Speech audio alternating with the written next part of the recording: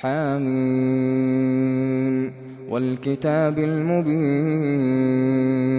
إنا جعلناه قرآنا عربيا لعلكم تعقلون وإنه في أم الكتاب لدينا لعلي حكيم أفنضرب عنكم الذكر صفحا أن كنتم قوما مسرفين وكم أرسلنا من نبي في الأولين وما يأتيهم من نبي إلا كانوا به يستهزئون فأهلكنا أشد منهم بطشا ومضى مثل الأولين ولئن سألتهم من خلق السماوات والأرض ليقولن خلقهن العزيز العليم الذي جعل لكم الأرض مهدا وجعل لكم فيها سبلا لعلكم تهتدون والذي نزل من السماء ماء بقدر فأنشرنا به بلدة ميتا كذلك تخرجون والذي خلق الأزواج كلها وجعل لكم من الفلك والأنعام ما تركبون لتستووا على ظهوره ثم تذكروا نعمة ربكم إذا استويتم عليه وتقولوا سبحان الذي سخر لنا هذا وما كنا له مقرنين وإنا إلى ربنا لمنقلبون وجعلوا له من عباده جزءا إن الإنسان لكفور مبين أم اتخذ مما يخلق بنات وأصفاكم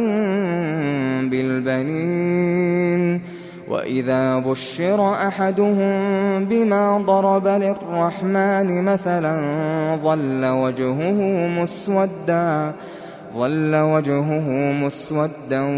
وهو كظيم أومن ينشأ في الحلية وهو في الخصام غير مبين وجعلوا الملائكة الذين هم عباد الرحمن إناثا أشهدوا خلقهم ستكتب شهادتهم ويسألون وقالوا لو شاء الرحمن ما عبدناهم ما لهم بذلك من علم إن هم إلا يخرصون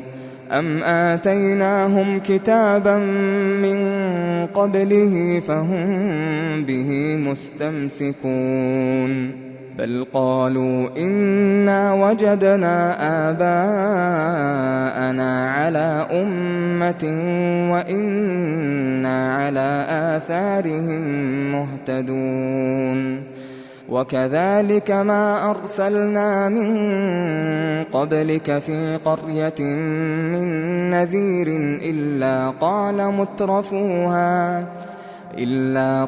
مترفوها إنا وجدنا آباءنا على أمة وإنا على آثارهم مقتدون قال أولو جئتكم بأهدى مما وجدتم عليه آباءكم قالوا إنا بما أرسلتم به كافرون فانتقمنا منهم فانظر كيف كان عاقبة المكذبين وإذ قال إبراهيم لأبيه وقومه إنني براء مما تعبدون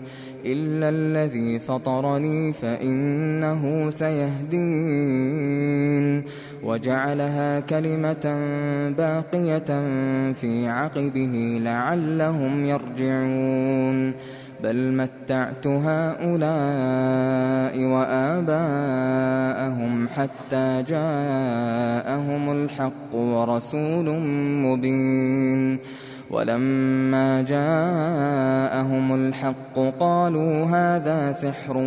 وإنا به كافرون وقالوا لولا نزل هذا القرآن على رجل من القريتين عظيم أهم يقسمون رحمة ربك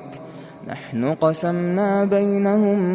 معيشتهم في الحياة الدنيا ورفعنا بعضهم فوق بعض درجات ليتخذ بعضهم بعضا سخريا ورحمة ربك خير مما يجمعون ولولا أن يكون الناس أمة واحدة لجعلنا لمن يكفر بالرحمن لبيوتهم سقفا من فضة ومعارج عليها يظهرون ولبيوتهم أبوابا وسررا عليها يتكئون وزخرفا وإن كل ذلك لما متاع الحياة الدنيا والآخرة عند ربك للمتقين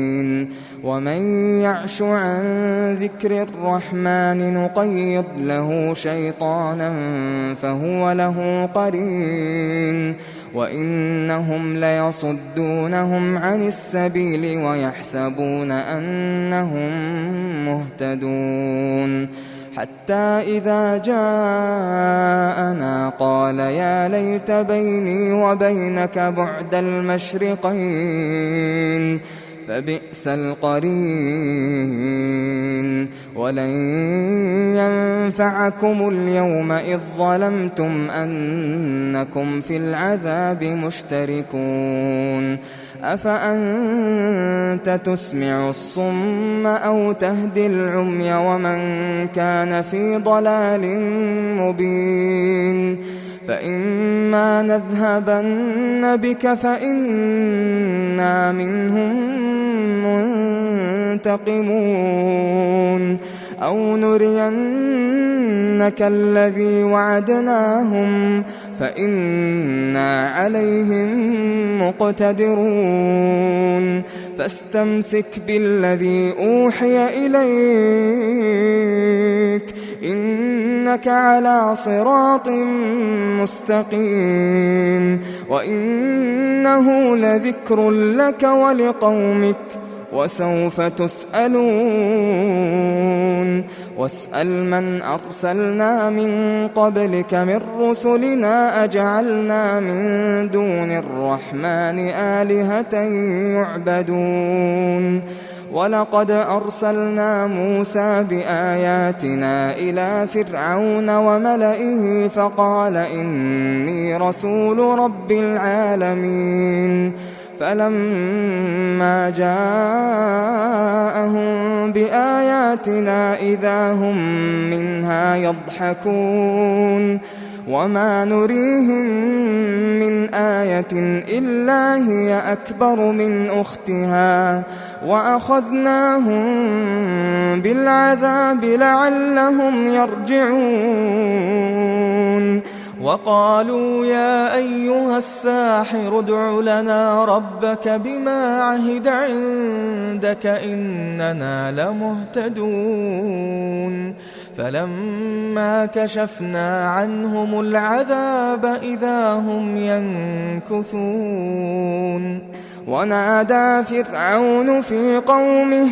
قال يا قوم أليس لي ملك مصر وهذه الأنهار تجري من تحتي أفلا تبصرون أم أنا خير من هذا الذي هو مهين أم أنا خير من هذا الذي هو مهين ولا يكاد يبين فلولا ألقي عليه أسورة من ذهب أو جاء معه الملائكة مقترنين فاستخف قومه فأطاعوه إنهم كانوا قوما فاسقين فلما آسفونا انتقمنا منهم فأغرقناهم أجمعين فجعلناهم سلفا ومثلا للآخرين ولما ضرب ابن مريم مثلا إذا قومك منه يصدون وقالوا أآلهتنا خير أم هو ما ضربوه لك إلا جدلا بل هم قوم خصمون إن هو إلا عبد أنعمنا عليه وجعلناه مثلا لبني إسرائيل ولو نشاء لجعلنا منكم ملائكة في الأرض يخلفون وإنه لعلم للساعة فلا تمترن بها واتبعون هذا صراط مستقيم ولا يصدنكم الشيطان إنه لكم عدو مبين ولما جاء عيسى بالبينات قال قد جئتكم بالحكمة ولأبين لكم بعض الذي تختلفون فيه فاتقوا الله وأطيعون إن الله هو ربي وربكم فاعبدوه هذا صراط مستقيم فاختلف الأحزاب من بينهم فويل للذين ظلموا من عذاب يوم أليم هل ينظرون إلا الساعة أن تأتيهم بغتة وهم لا يشعرون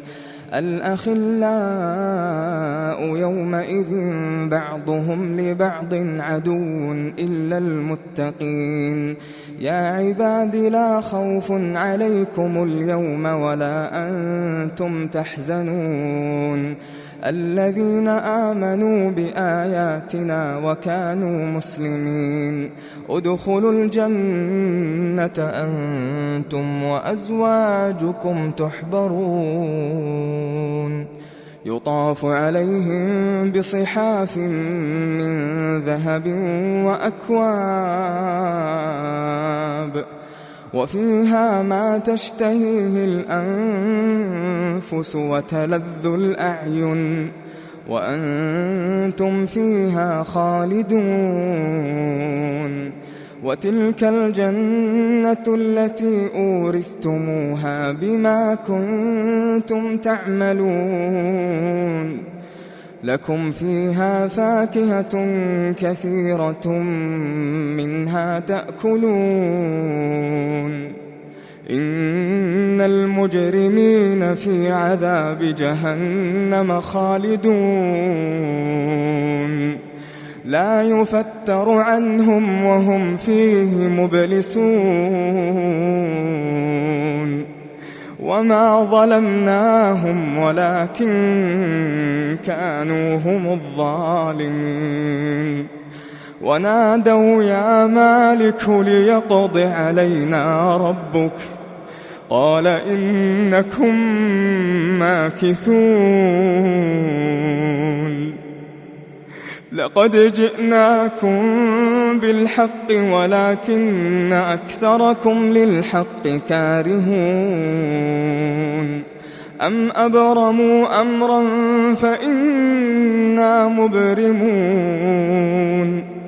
أم يحسبون أنا لا نسمع سرهم ونجواهم بلى ورسلنا لديهم يكتبون قل إن كان للرحمن ولد فأنا أول العابدين سبحان رب السماوات والأرض رب العرش عما يصفون فذرهم يخوضوا ويلعبوا حتى يلاقوا يومهم الذي يوعدون وهو الذي في السماء إله وفي الأرض إله وهو الحكيم العليم وتبارك الذي له ملك السماوات والأرض وما بينهما وعنده علم الساعة وإليه ترجعون ولا يملك الذين يدعون من دونه الشفاعة إلا من شهد بالحق وهم يعلمون ولئن سألتهم من خلقهم ليقولن الله فأنى يؤفكون وقيله يا رب إن هؤلاء قوم لا يؤمنون فاصفح عنهم وقل سلام فسوف يعلمون.